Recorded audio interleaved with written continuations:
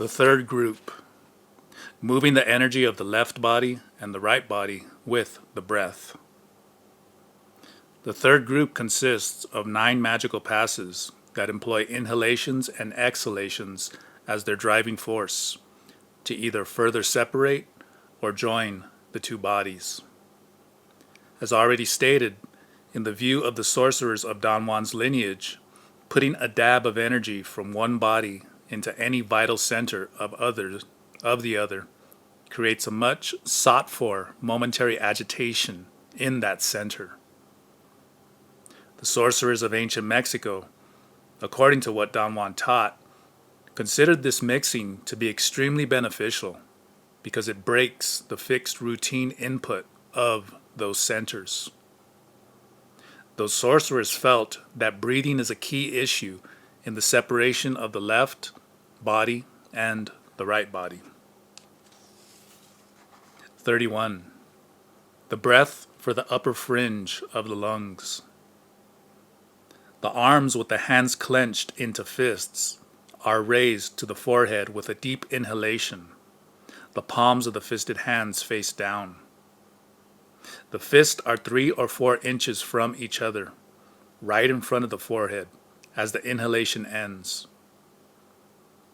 An exhalation is made as the arms spread forcefully to 2 lateral points to the sides and even with the shoulders.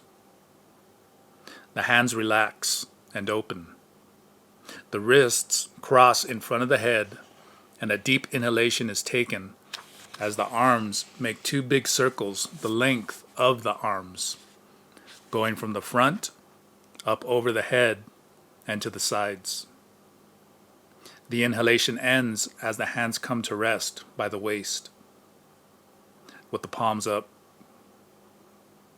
A slow exhalation is made then, while the hands are raised along the edges of the rib cage to the level of the axilla. The exhalation ends as the shoulders are pushed up, as if the force of the hands were making them rise. This breath, is a true bonus because it allows the mobilization of the upper part of the lungs, a thing which hardly ever happens under normal conditions. 32. Offering the breath. The left arm draws a circle as a deep inhalation is taken. It moves from the front to above the head, to the back, to the front again. As the arm rotates, the trunk turns to the left to allow the arm to move in a full circle. The inhalation ends when the circle is completed. The palm of the hand is held at the level of the chin. It faces up, and the wrist is bent at a 90-degree angle. The posture of the practitioner is that of one who is offering something which is placed on the palm. The trunk is bent forward. The palm of the hand is then turned to face down, and an exhalation begins while the arm moves slowly and powerfully downward to rest on the left side by the thigh. The palm is facing down, and the back of the hand maintains the 90-degree angle in relation to the forearm. The same sequence of movements is executed with the right arm. 33. Moving energy with the breath from the top of the head to the vital centers. The wrists of both arms are slightly bent. The palms of the hands are semicircled. With the hands in this position, the tips of the fingers brush upward along the front of the body and over the head as a deep inhalation is made. When the arms reach their full extension above the head, the hands are straightened and the wrists are turned back at a 90-degree angle. The inhalation ends there. While the hands are brought down, the air is held, and the index finger of each hand is raised. The other fingers are held against the palm, bent at the second knuckle, and the thumbs are locked. Both arms are retrieved to the level of the chest, with the back of the hands against the axilla.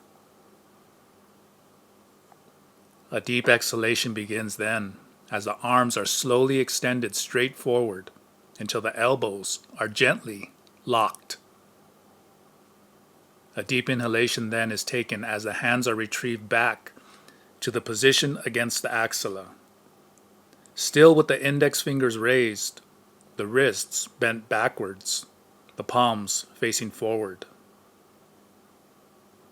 A slow exhalation begins while the hands move upward in a circle that first reaches above the head and then continues downward, making a complete forward circle without changing the position of the index fingers.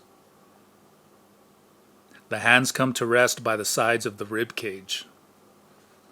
The exhalation ends as the hands are pushed downward to the sides of the hips.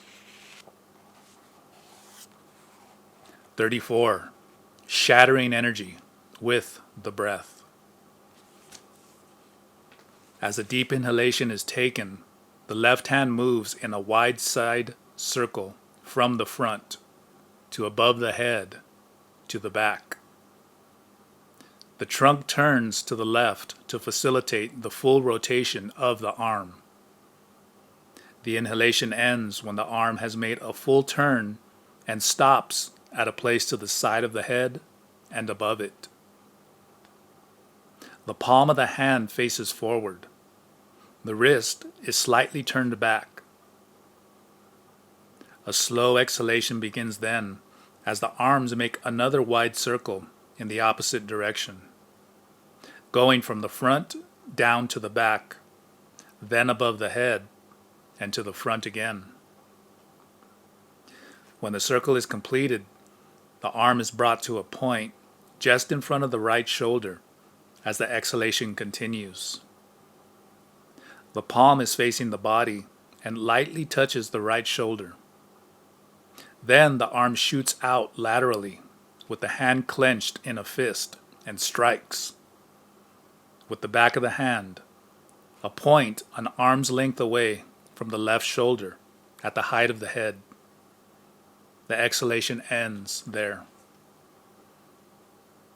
The same sequence of movements is repeated with the right arm. The monkey breath. 35. The knees are slightly bent. The arms are lifted slowly over the head as the upper part of the lungs is filled with air. Then the knees become locked and the body is fully extended upward. This breath can be taken either with the heels on the ground or on the tips of the toes.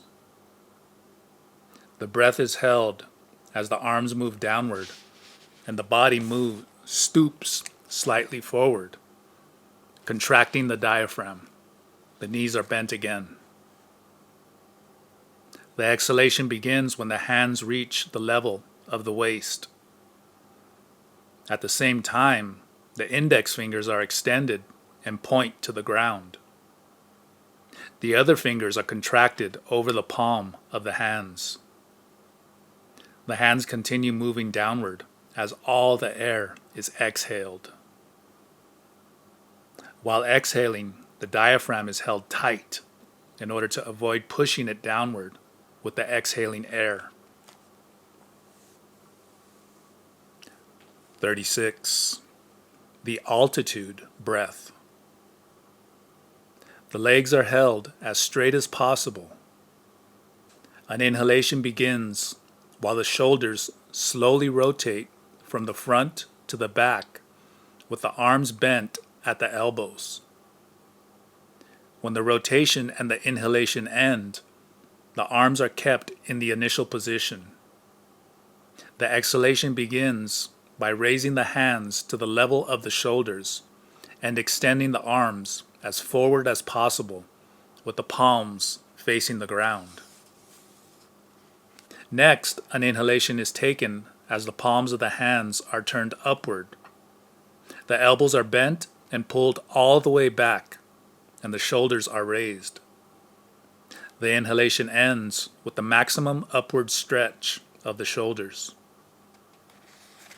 An exhalation is made as the palms are turned to face the ground and the hands and shoulders pushed downward. The hands are bent backward at the wrists as far as possible, and the arms are held straight at the sides of the body. 37. The lateral breath. As an inhalation begins, the arms move from their natural position by the sides of the thighs in a circle toward the center of the body, ending with the arms crossed.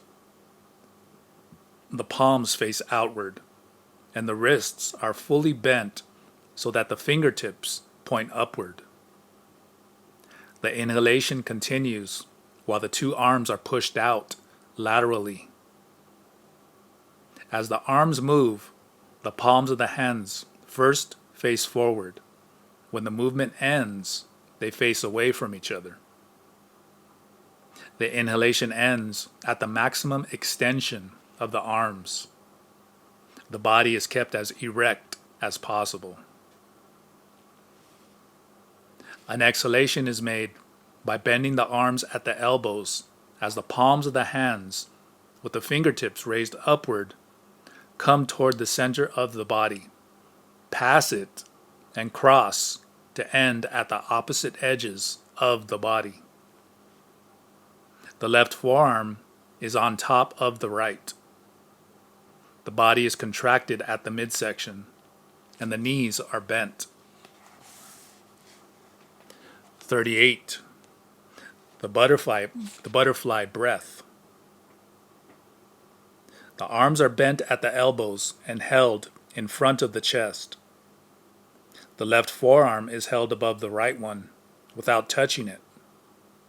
The wrists are straight and the hands are clenched into fists. The knees are bent and the body stoops forward markedly. As an inhalation begins, the arms separate and move up over the head and out to the left and right. As the inhalation continues, the arms straighten as they circle, going down to the sides and around the shoulders, and then fold back to their initial position over the chest.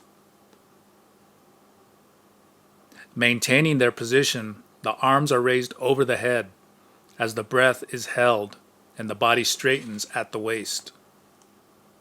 Then the arms are brought down to the level of the umbilical region as the body goes back into the initial stooped forward position with bent knees. The body holds that stooped forward position steadily, and an exhalation is made by repeating the same movements of the arms done for the inhalation. As the air is expelled, the diaphragm is kept in a tight position. 39. Breathing out through the elbows. At the beginning of this movement, the legs are kept straight. As a deep breath is taken, the arms make outward circles above the head and around the sides of the body. The inhalation ends with the arms pointing straight out to the front, elbows bent at the level of the waist. The palms are held straight and facing each other. The fingers are together. An exhalation begins as the hands point to the ground at a 45-degree angle. The knees are bent and the body leans forward. The exhalation continues while the arms, bent at the elbows in a 90-degree angle, are raised over the head. The body straightens and leans backward slightly. This is achieved by bending the knees rather than arching the back. The exhalation ends with the abdominal muscles tensed to the maximum. The head is tilted slightly backward. Practicing this breath creates the sensation that air is being expelled through the elbows. The fourth group, the predilection of the left body and the right body. This group is composed of 5 magical passes for the left body executed in a sequence, and 3 magical passes for the right body. According to Don Juan Matus, the predilection of the left body is silence, while the predilection of the right body is chatter, noise, sequential order. He said that it is the right body which forces us to march, because it likes parades, and it's most delighted with choreography, sequences, and arrangements that entail classification by size. Don Juan recommended that the performance of each movement of the magical passes for the right be repeated many times, as the practitioners count, and that it is very important to set up beforehand the number of times in which any given movement is going to be repeated, because prediction is the forte of the right body. If the practitioners set up any number beforehand and fulfill it, the pleasure of the right body is indescribable. In the practice of tensegrity, however, both the magical passes for the left body and the magical passes for the right body are performed in complete silence. If the silence of the left body can be made to overlap onto the right body, the act of saturation can become a direct way to enter what Don Juan called the most coveted state that the shamans of every generation sought: inner silence. The 5 magical passes for the left body. The magical passes for the left body have no individual names. Don Juan said that the shamans of ancient Mexico called them just magical passes for the left body. The first magical pass consists of 15 carefully executed, brief movements. Since the magical passes for the left body are done in a sequence, they are going to be numbered sequentially. 1. The left arm moves laterally about a foot away from its natural position by the thigh. 2. The palm is turned sharply to face the front as the elbow is slightly bent. 3. The hand is raised to the level of the navel and cuts across to the right. 4. The hand is turned sharply until the palm faces down. 5. The hand cuts across from right to left with the palm of the hand facing down. 6. The wrist turns sharply to the right. The hand is cupped as if to scoop something, and the movement of the wrist makes it move upward with a jolt. 7.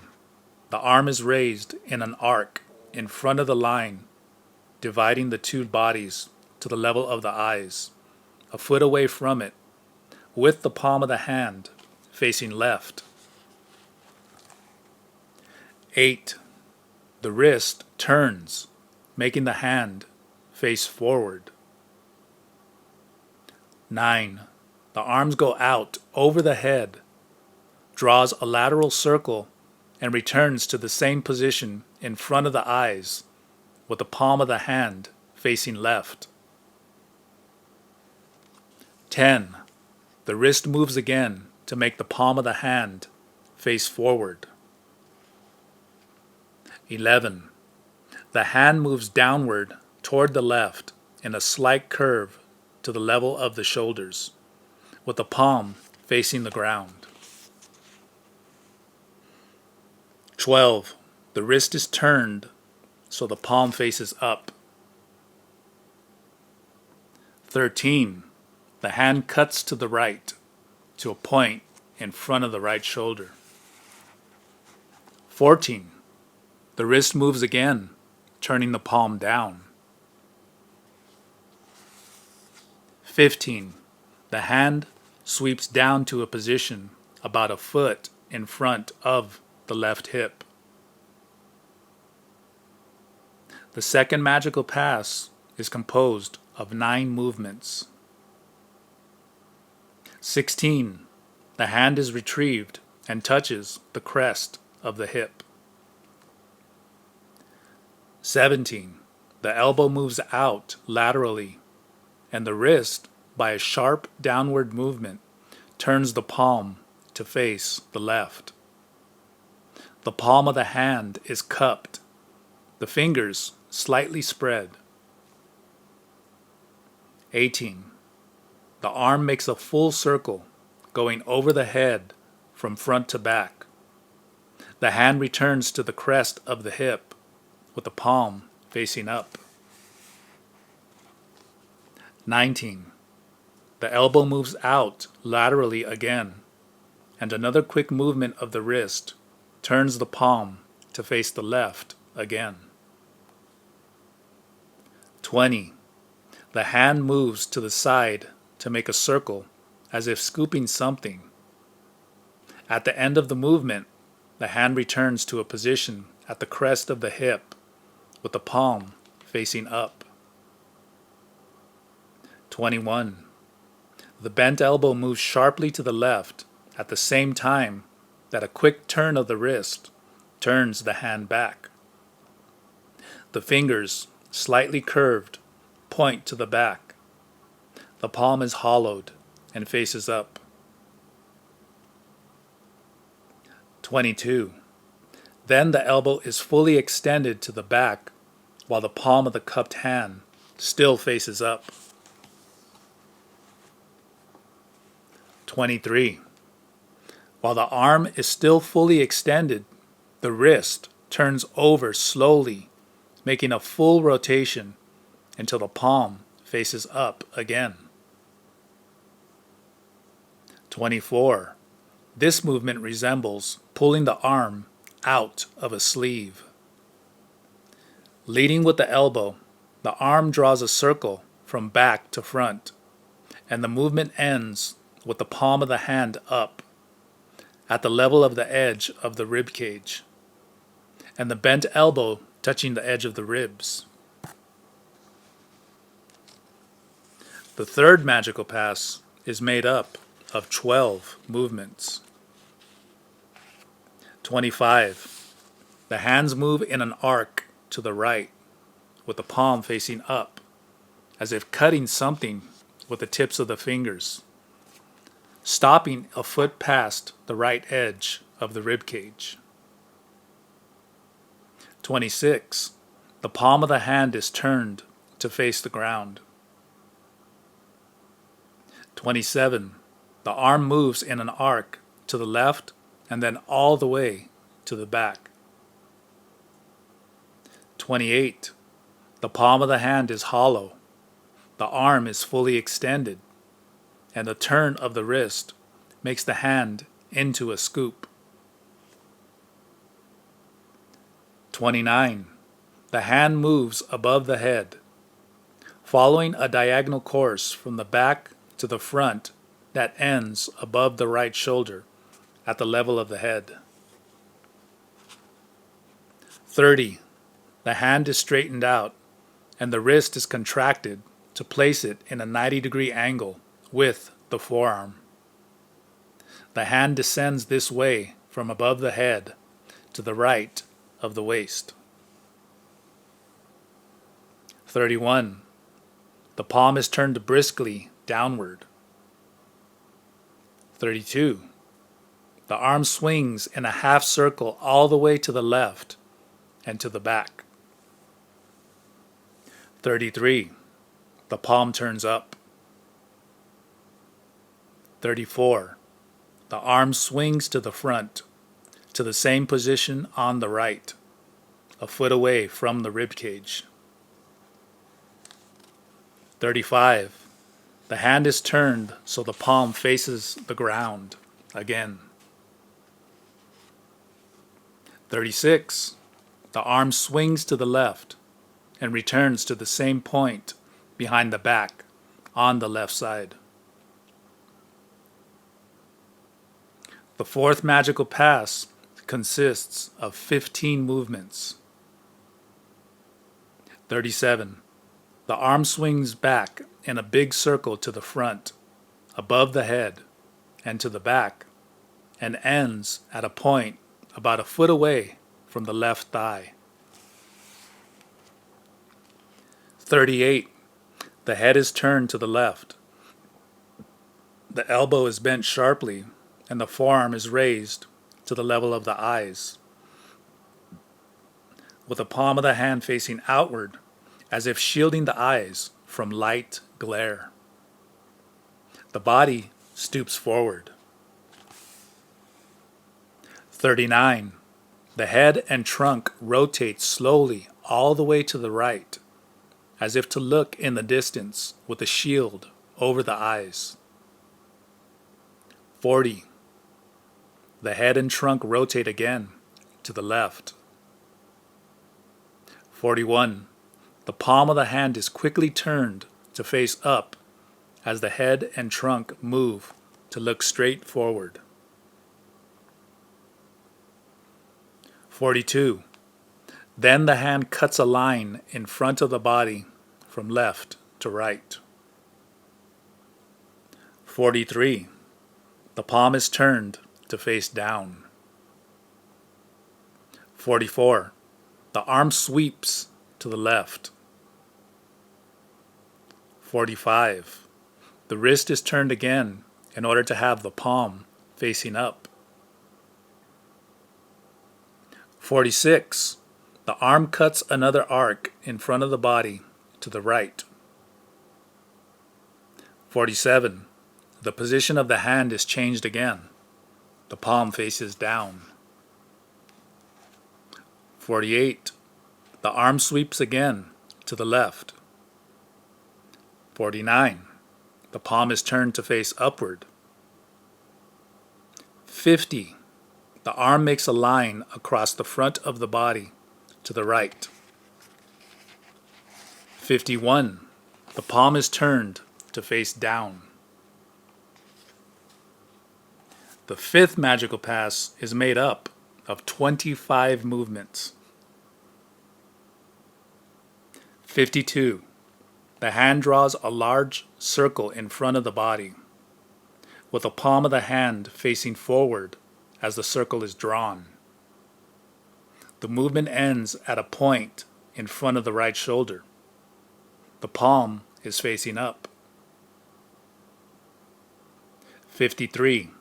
The elbow turns up as the wrist and hand turn to face down.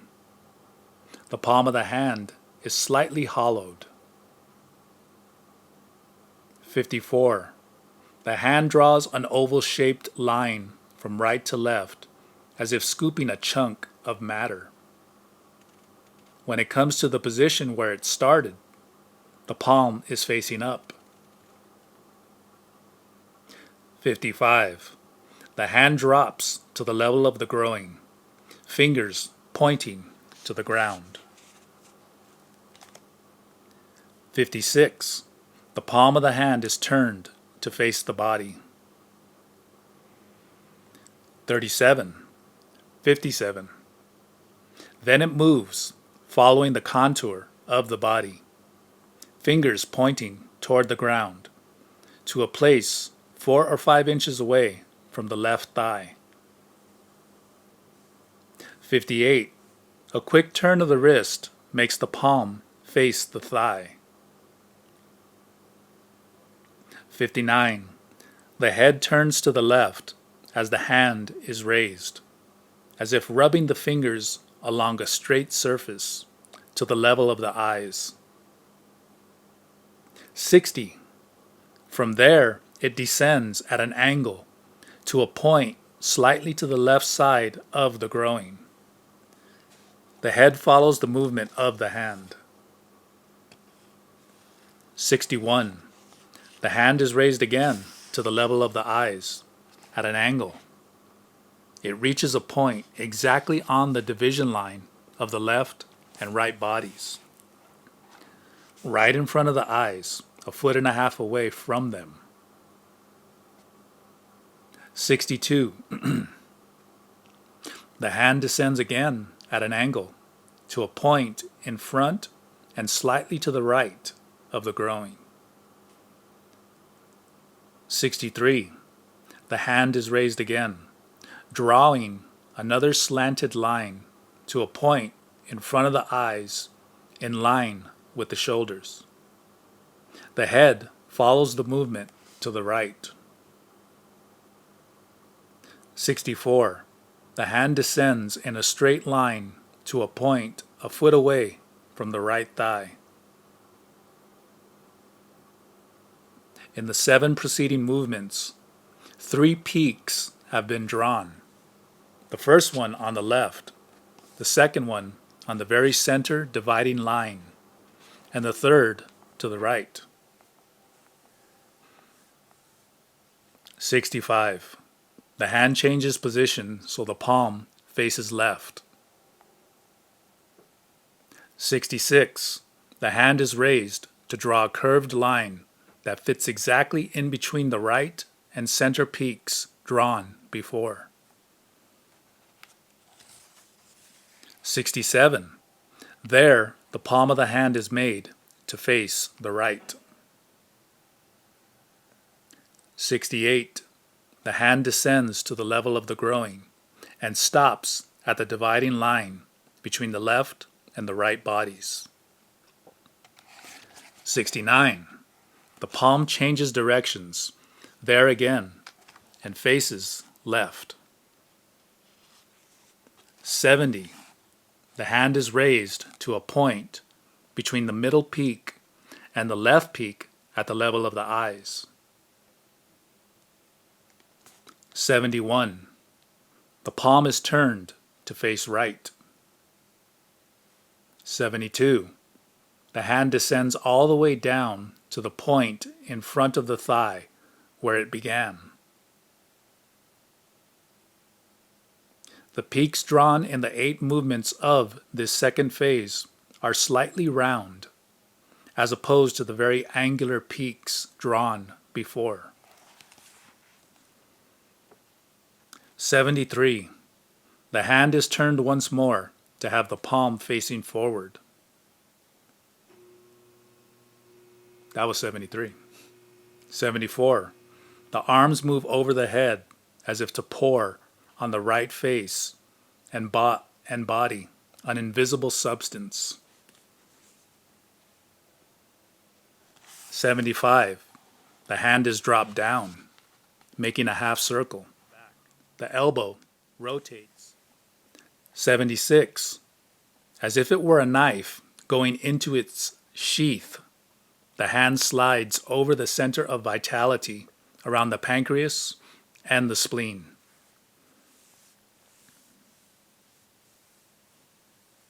The 3 magical passes for the right body.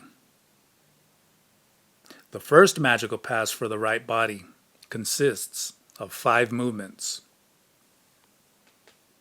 1.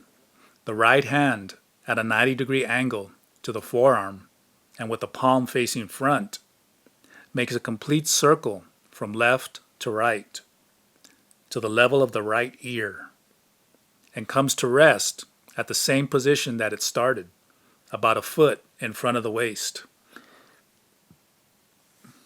2. From there, the arm moves in a sharp arc at the level of the chest by acutely bending the elbow. The palm faces the ground. The fingers are held together and straight with the thumb locked. The index finger and thumb nearly touch the chest. 3. The forearm moves briskly away from the chest so that the elbow is bent at a 45-degree angle.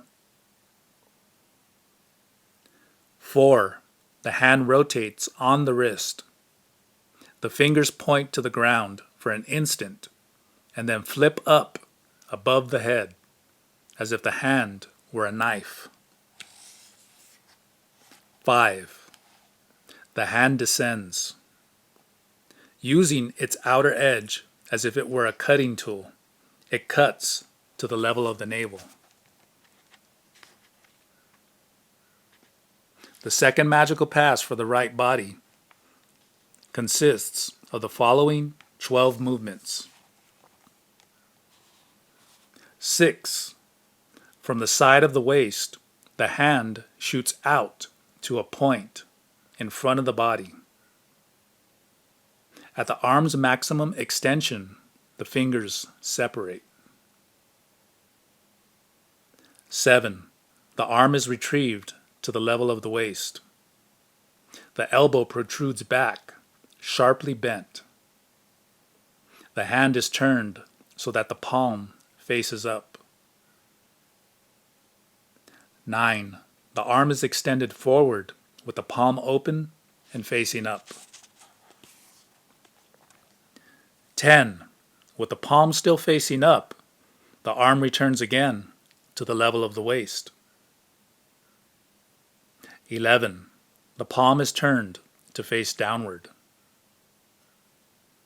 12. The arm makes a full side circle going to the back, above the head and to the front, and ends in front of the navel by slamming the palm down as if it were hitting something solid. 13. The palm is turned toward the body in a movement that resembles the action of gathering something on the right body. 14. The arm is raised above the head as if the hand were a knife that is being wielded. 15. It makes a diagonal cut to the midpoint in front of the body, 1.5 feet away from it. The palm is facing left. 16. The hand, with the palm straight, is raised to the level of the face in a straight line. 17. It makes a diagonal cut with the palm slightly slanted downward to a point in front of the edge of the right body, 1.5 feet away from it. The third magical pass for the right body is made up of 12 movements. 18. The right arm with the elbow sharply bent toward the right and the hand held with the palm toward the body moves in an arc from the right side to a point in front of the solar plexus. 19. Pivoting on the elbow, the forearm makes 1/4 circle downward, turning the palm to face the right side. 20. The arm makes a small outward circle from left to right, going up, then down again, and ending with the palm by the waist, facing up. 21. Another circle from the front to the back is made. It ends up at the point where it started, with the palm of the hand facing up. 22. The palm is turned to face down. 23. The hand then moves slowly to the front. 24. The wrist is turned so the palm faces the left. With a straight palm, fingers held tightly together, and thumb locked, the hand is raised straight up as if it were a knife. 25. Then it draws a small convex arc to the left so that the palm flips to face right and cuts straight down just to the left of the line drawn previously, to the level of the navel. 26. With the hand still facing right, it moves upward and retraces the same line it drew before. In the preceding 3 movements, a long oval figure has been drawn. 27. Then the hand cuts down, as if to cut off 1/3 of the long figure. 28. The palm turns to face right again. 29. It scoops whatever it has cut and has turned into a ball and splashes it on the front of the right body. 30. The hand is dropped down to the crest of the right hip. 31. The hand rotates as the arm makes a half circle going from the front to the back, stopping behind the right shoulder. 32. As if it were a knife going into its sheath, the hand slides over the energy center around the liver and the gallbladder.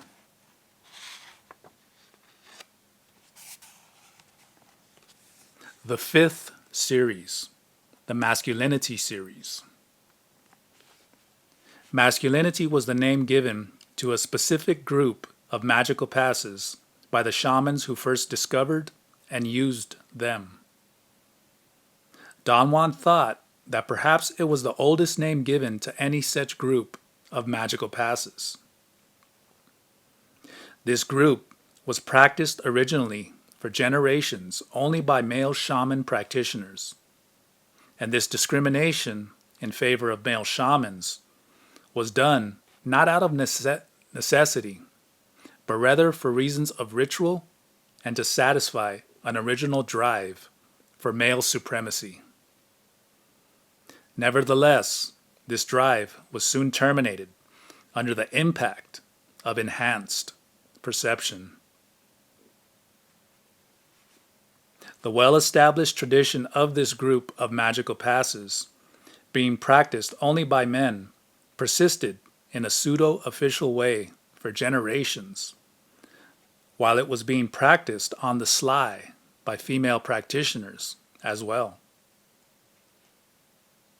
The old sorcerers' rationale for including females was that for reasons of strife and social disorder around them, the women needed extra strength and vitality, which they believed was found only in males who practiced this group of magical passes. Therefore, women were allowed to execute the movements as a token of solidarity. In Don Juan's time, the division lines between males and females became even more diffused. The secrecy and exclusivity of the old sorcerers was completely shattered, and even the old rationale for allowing women to practice these specific magical passes could not be upheld. Female practitioners performed these magical passes openly. The value of this group of magical passes, the oldest named group in existence, is its continuity.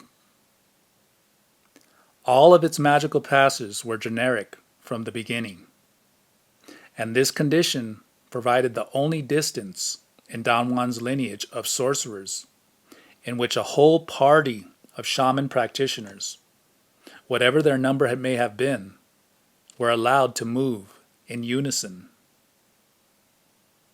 The number of participants in any party of sorcerers throughout the ages could never have been more than 16.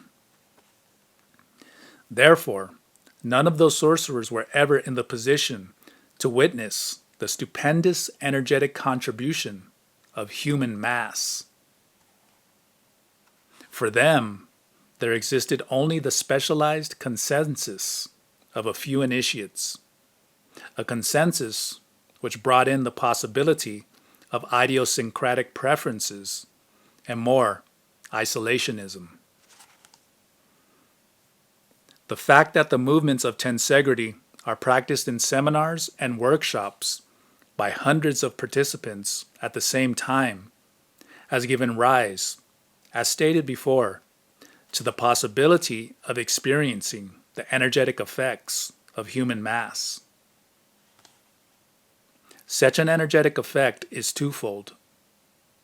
Not only are the participants of tensegrity performing an activity that unites them energetically, but they are also involved in a quest delineated in states of enhanced awareness by the shamans of ancient Mexico, the redeployment of energy.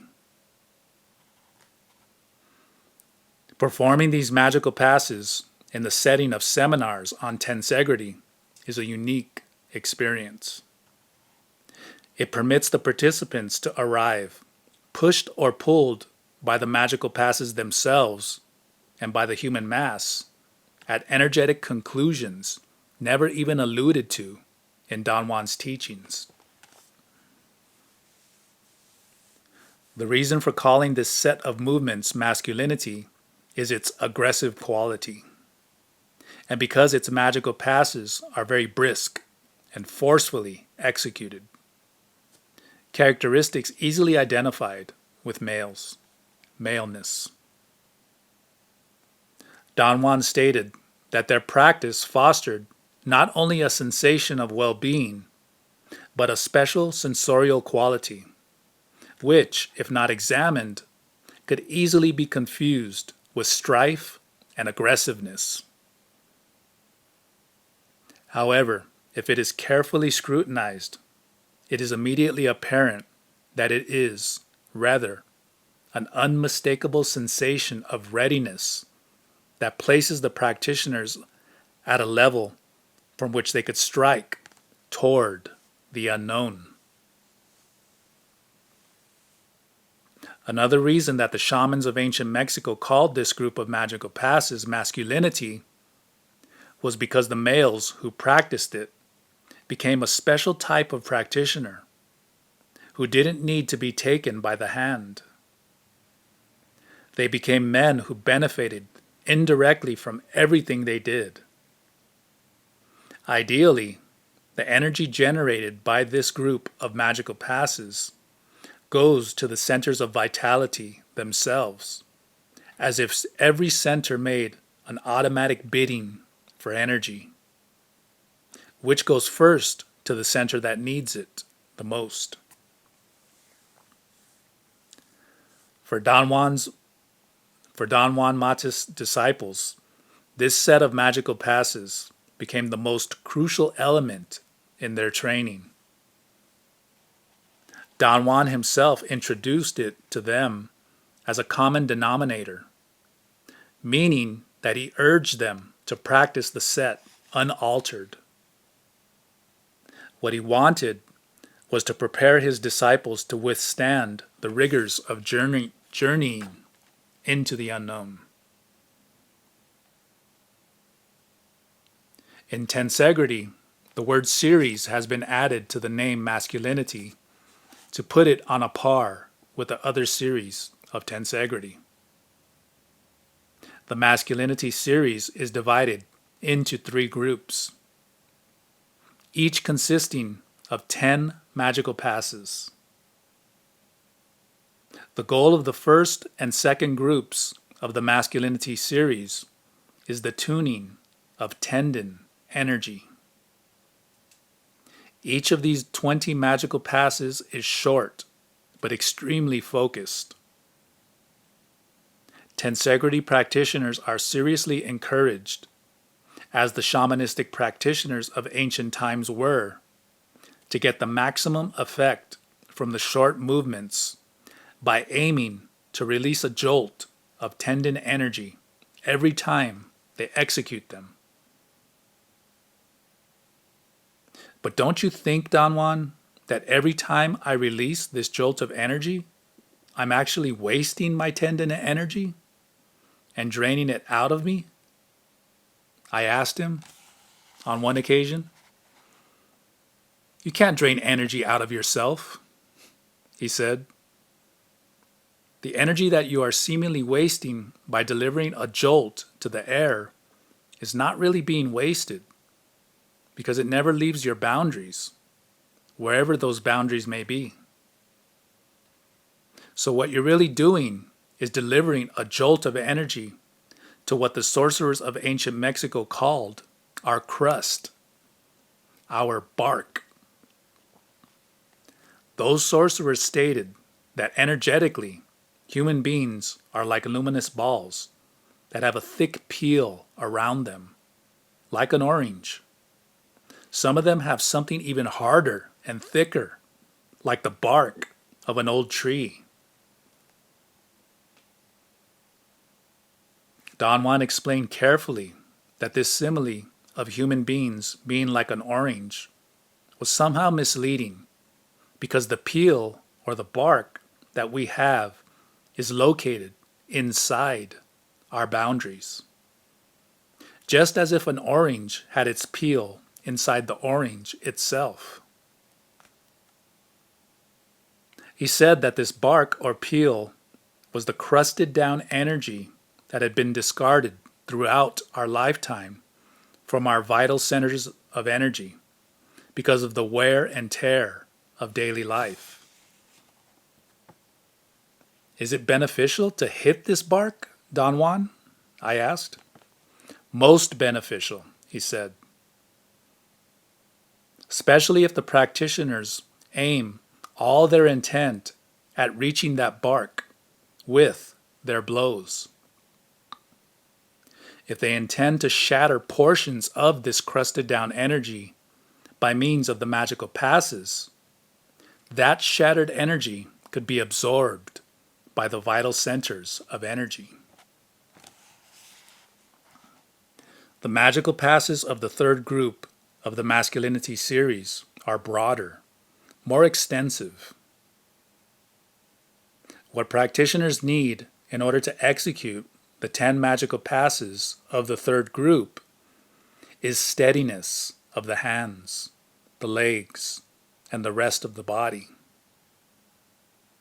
The aim of this third series for the shamans of ancient Mexico was the building of endurance, of stability.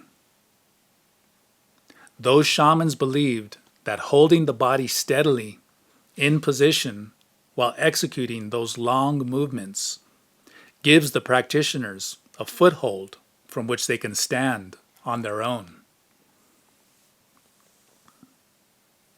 What modern practitioners of tensegrity have found out through their practice is that the masculinity